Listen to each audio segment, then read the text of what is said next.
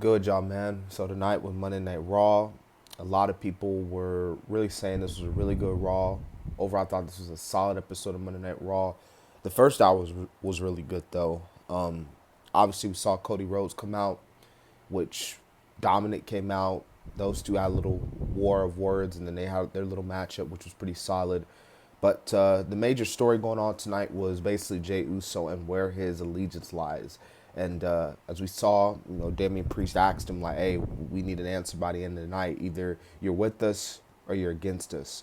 But some other stuff that took place in the show, man, we had a really, really good match between Kofi Kingston and Ivar. I highly recommend if you didn't check the show out tonight, I would go check that match out. One of the best matches of the night, probably the best match of the night. Other people were saying it was one of the best matches of the year in terms of WWE Raw, so that's saying a lot. But also on the show, you had Chad Gable take on Bronson Reed. Bronson Reed got the win, which was pretty crazy, considering what they're doing with Chad Gable. But hey, good win for Bronson Reed, really, like good win for him. And I thought their match was pretty solid to say the least. Becky Lynch, who won the NXT Championship, she had a little open challenge, and who better, Natalia, and the match was all right to say the least. Becky won, which meant something. She'll be on NXT tomorrow, so we'll see what happens there.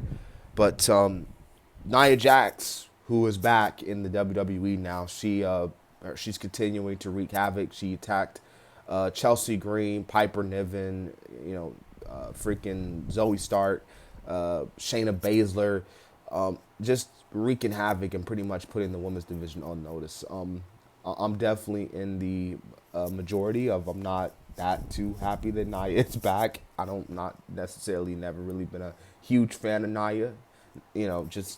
I just don't think Nia's that good of a wrestler, if I'm being honest. And Rhea's gonna come back. She's gonna go after her. Raquel's definitely gonna go after her. So don't be surprised if, like, again for Fastlane, like a triple threat match gets added with those women.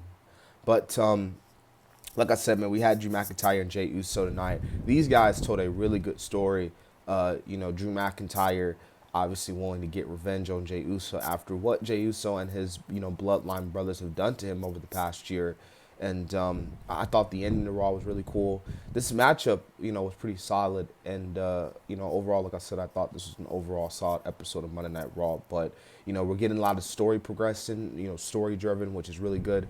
And we'll see what happens next. So, yeah.